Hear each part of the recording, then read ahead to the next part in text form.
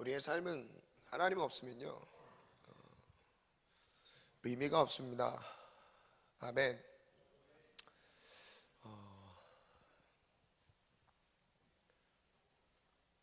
요한복음 15장에는 예수님께서 마지막 고별 설교하시면서 15장에 예수님과 우리와 연합의 관계에 대해서 말씀하셨습니다. 그래서 비유로 말씀하실 때 예수님 자신은 포도나무로 비유하시고 우리는 그 나무의 가지라고 말씀하셨습니다. 나는 포도나무요 아버지는 농부라 우리는 그 나무의 가지라고 말씀하셨습니다.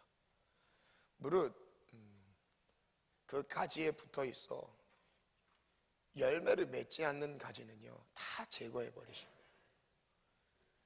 그리고 열매를 많이 맺을 수 있도록 깨끗하게 하신답니다. 말씀 한번 읽겠습니다. 4절부터 15장 4절부터 한번 읽겠습니다. 시작.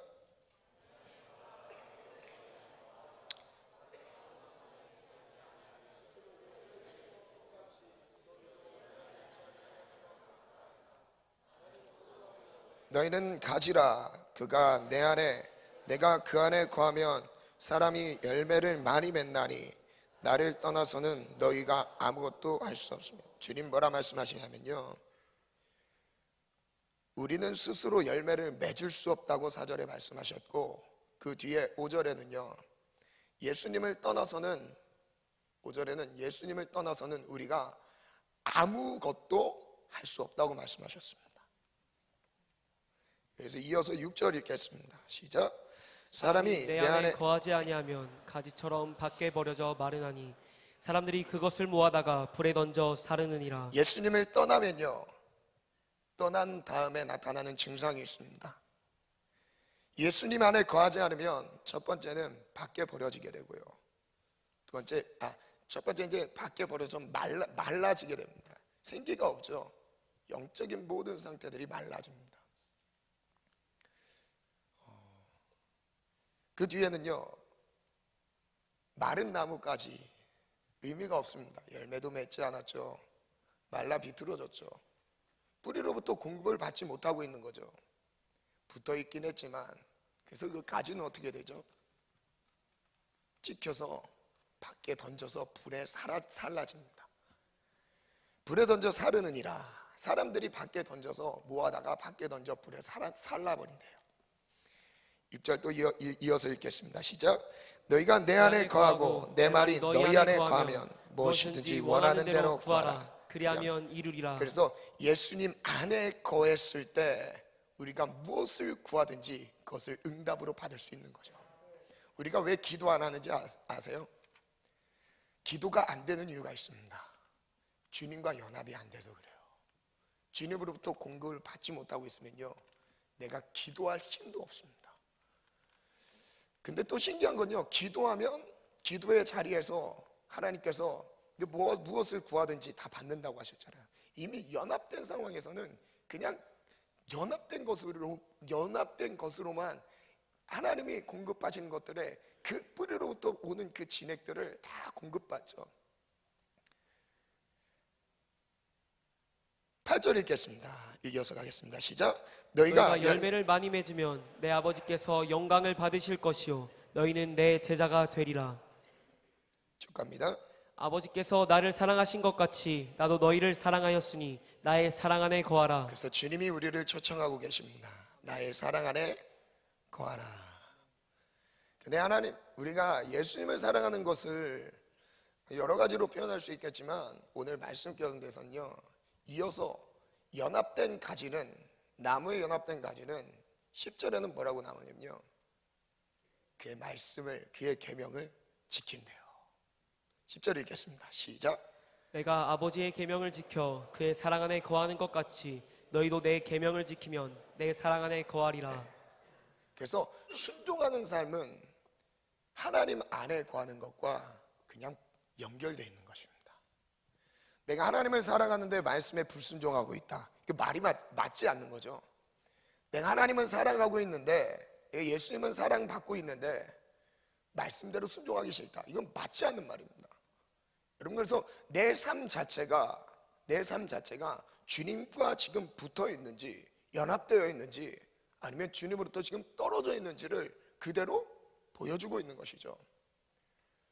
그냥 우리가 아무리 주장해도요, 그 주장은 의미가 없어요. 내 삶이 말해주고 있는 것입니다. 그러니까 지금 시대는요, 기준들이 너무나 많아졌습니다. 즉, 기준이 많다는 건 기준이 없는 시대를 살아가고 있는 거예요. 우리의 신앙생활의 기준은 뭐죠? 말씀입니다. 그래서 예수님을 살아가는 것, 곧 이 말씀대로 살아가는 삶을 말하는 거예요. 말씀에 순종하는 삶, 깨어있는 삶, 즉 뭐냐면 이 말씀을 그대로 실천하며 이 말씀 가운데 반응하는 삶입니다. 여러분, 그래서 순종은 그냥 지적인 동의를 말하는 게 아닙니다. 전인격적으로 말씀에 반응하는 거예요. 전인격이, 여러분, 사랑이라는 그것도, 하나님 말씀하시는 사랑도 순종과 연결되어 있는데요, 지금 말씀하셨잖아요. 나의 사랑 안에 거하라, 나의 안에 거하다. 이 뒤에는요, 시간이 없어서 안 읽겠지만 사랑에 대해서 말씀하세요. 하나님이 나를 사랑하신다. 내가 주님의 사랑을 받고 있고, 내가 주님의 사랑을 받았다면 나도 당연히 주님을 사랑하는 것이죠. 연합된 삶이에요. 내가 주님을 사랑하면 그 삶과 같이 설명되는 게 말씀에 순종하는 삶이에요. 근데 내가 주님을 사랑하는 만큼 반응하게 되어 있습니다. 그래서 순종은요, 전인격적인 반응이에요. 성경에서 말하는 사랑은요, 감정에 머물러 있지 않습니다. 감정적인 거에, 그러니까 종교적인 흥분도에 따라서 내가 카타르시스를 경험하고 눈물을 흘리고 주님 사랑해요, 이런 고백이 아니라, 사랑은요, 순종과 연결되어 있고, 순종은 내 전인격적인 하나님 앞에 삶의 반응과 연결되어 있는 것이죠. 인정하시죠? 지금 시대는요, 기준이 너무 많아요. 우리 교회도요, 신앙생활 잘하는 것 같은데 자기 기준대로 신앙생활합니다. 자기 경험대로. 그래서 신앙생활에 처음 길들이는 것이 얼만큼 중요한지 아십니까? 나는 지금 말씀대로 순종하는 줄 착각하고 있어요.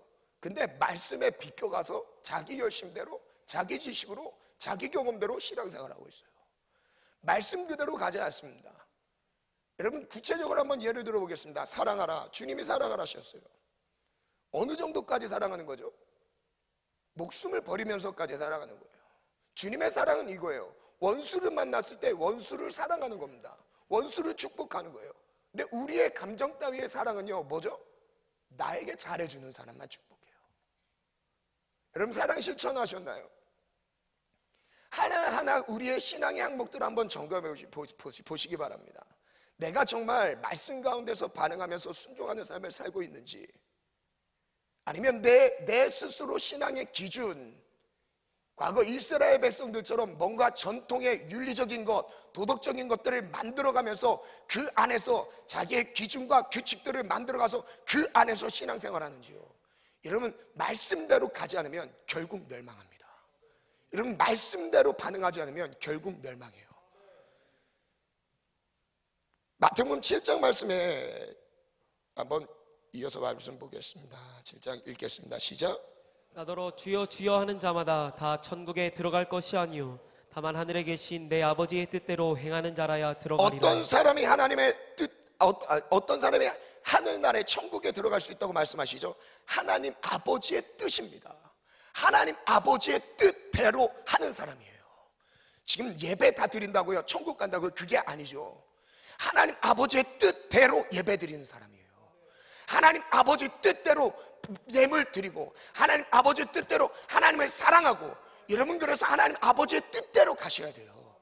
여러분, 세상의 시간표대로, 세상이 요구하는 스케줄대로 우리의 삶을 돌리는 가운데서, 여러분, 주일 예배 한 번 딱 나왔다고 그것이 우리의 구원의 증거는 되지 않습니다.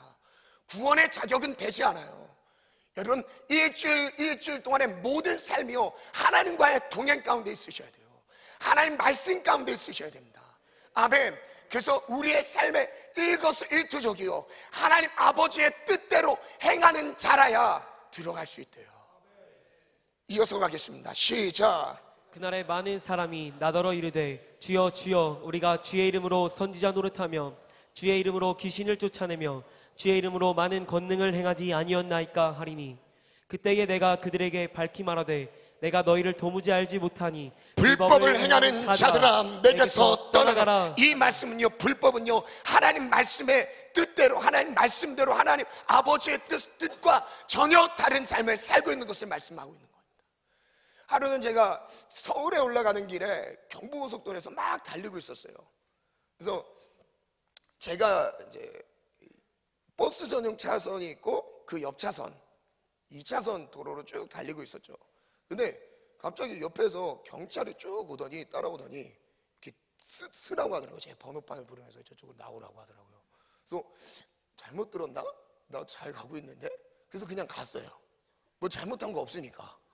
그래서 벨트 했는데 나 아닌데?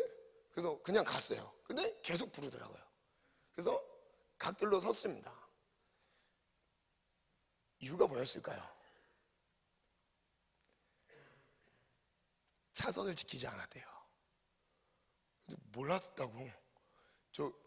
이 차 달려도 되는 거 아니에요? 그러니까 화물차라고. 안 된다고. 화물차는 이제 거의 끝차선 달려야 되거든요. 그래서 제 차가 화물차인지도 생각을 안 하고 있었습니다. 그래서 막 달리고 있었는데, 그래서 저 몰랐다고 한번 봐주시면 안 되냐고. 근데 딱지를 끊으시더라고요. 그래서 돈을 냈어요. 그러면 법 앞에서 우리가 몰랐다고 해도요, 할 말이 없는 거죠. 하나님 말씀 앞에서 또 사실 마찬가지입니다. 내가 말씀을 모르면요, 말씀대로 살아가지 않으면요, 말씀대로 반응하지 않으면 결국 그대로 심판받게 돼요. 그래서 내 삶에 하나님의 뜻이 이루어질 수 있도록 그것을 놓고 기도하라고 예수님께서 주기도문에도 가르쳐 주셨잖아요. 내 삶에 아버지의 뜻이 이루어지도록 기도하는 거죠. 아멘.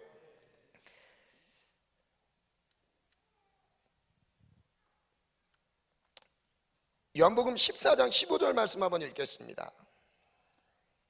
요한복음 14장 15절 말씀 한번 읽겠습니다. 같이 읽습니다. 시작. 너희가 나를 사랑하면 나의 계명을 지키리라. 예수님을 사랑하면 예수님의 계명을 지킨대요. 그리고 21절 보겠습니다. 시작. 나의 계명을 지키는 자라야 나를 사랑하는 자니. 예수님의 계명을 지키는 자라야 예수님을 사랑하는 자래요. 이어서 갑니다. 시작. 나를 사랑하는 자는 내 아버지께 사랑을 받을 것이요 나도 그를 사랑하여 그에게 나를 나타내리라.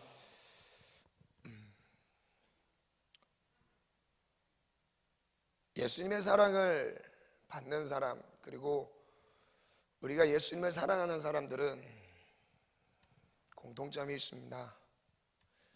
말씀대로 순종하는 삶, 그리고 그 말씀 안에 거하는 삶입니다. 저는 이제 좀 쉽게 이렇게 한번 적용해 봤어요. 말씀대로 살아가는 삶이 무엇일까 적용해 봤습니다. 예를 들면 제가 교통법규를 지킨다면 그 법규 안에서 보호를 받습니다. 질서를 지켰기 때문에 그 법의 보호를 받아요. 그죠? 그러나 그 법을 지키지 않았어요. 그럼 어떻게 되죠? 법의 보호를 받지 못합니다. 같은 의미죠. 하나님의 말씀이 나를 보호하신다는 의미도요, 같은 맥락입니다. 내가 말씀 가운데 거면요, 그 말씀이 나를 지켜요. 그 말씀이 내 삶, 내 영혼까지 지켜주십니다. 그런데요, 반대로 말씀에 벗어나잖아요. 나를 지켜주질 못해요. 그래서 오는 게 뭔지 아세요? 징계입니다. 징계에 대한 말씀만 우리 읽고 그리고 한번 보겠습니다. 히브리서 12장 7절로 11절 말씀까지 한번 볼게요. 읽습니다. 시작. 너희가 참음은 징계를 받기 위함이라. 하나님이 아들과 같이 너희를 대우하시나니 어찌 아버지가 징계하지 않는 아들이 있으리요. 아버지라면 자식 친아들을 징계하신대요. 그리고 8절, 징계는 다 받는 것이거늘 너희에게 없으면 사생자요 친아들이 아니니라. 사생자는 뭐죠? 불법적인 자식이죠. 그러니까 법과 전혀 상관없는 걸 의미하죠. 하나님의 징계가 말씀을 떠나는데도 내 삶이 평안하다. 더 잘 된다. 여러분 그건 사생자예요. 네, 하나님과 전혀 상관없는 거예요. 근데 말씀을 떠났어요. 내 양심 가운데서 하나님이 계속 말씀하세요. 돌아와라. 넌 나의 자녀다. 내 사랑 안에 들어올래? 내 말씀 안에 들어올래? 내가 너의 삶을 보여줄게. 너의 삶을 지켜줄게. 너와 함께 할게. 계속 주님 말씀하시죠. 근데 돌아오지 않잖아요. 어떻게 되죠? 주님이 치십니다. 결국 치세요. 징계는 다 받는 거래요. 그래서 9절입니다. 시작. 또 우리 육신의 아버지가 우리를 징계하여도 공경하였거든 하물며 모든 영의 아버지께 더욱 복종하며 살려 하지 않겠느냐. 그들은 잠시 자기의 뜻대로 우리를 징계하였거니와 오직 하나님은 우리의 유익을 위하여 그의 거룩하심에 참여하게 하시느니라. 무릇 징계가 당시에는 즐거워 보이지 않고 슬퍼 보이나 후에 그로 말미암아 연단받은 자들은 의와 평강의 열매를 맺느니라. 그래서 우리의 삶에 징계가 오는 이유는요, 만약에 우리가 버림받은 사람이라면, 여러분 주님이 우리를 사랑하지 않는다면요, 말씀 가운데 말씀대로 살지 않아도요 관심 없으세요. 근데 내 삶에 풀리지 않는 문제들, 계속 삶의 첩첩산 중에 정말 어려운 삶이 계속 진행된다면요, 여러분 그것이 하나님의 말씀이에요. 돌아오라는 말씀입니다. 그래서 징계는요 나쁜 게 아니에요. 징계는 나쁜 게 아니에요. 주님이 우리의 삶을 돌아오기를 말씀하고 계신 겁니다. 얼만큼 우리가 말씀 가운데 반응을 안 하면요, 징계를 사용해서라도 주님이 돌아오길 원하실까요? 오늘 우리의 삶을 향해서 다 우리 모두, 저를 포함해서 우리 모두에게 포함되는 말씀입니다. 우리의 삶의 징계를 만났을 때 여러분 생각하시기 바랍니다. 하나님이 나를 부르시는구나. 하나님이 지금 내게 말씀하시는구나. 그리고 추가적으로 담임 목사님께서 또 2, 3부 예배 때 강조하셨죠. 하나님 우리의 삶을 징계받지 않는 신앙생활을 할 수 있도록 도와달라고. 저를 따라 선포하겠습니다. 나의 신앙생활은 자녀라도 징계받는 신앙생활을 하지 않으리라. 하나님은 우리를 사랑하십니다. 그래서 우리를 부르셨습니다. 오늘 또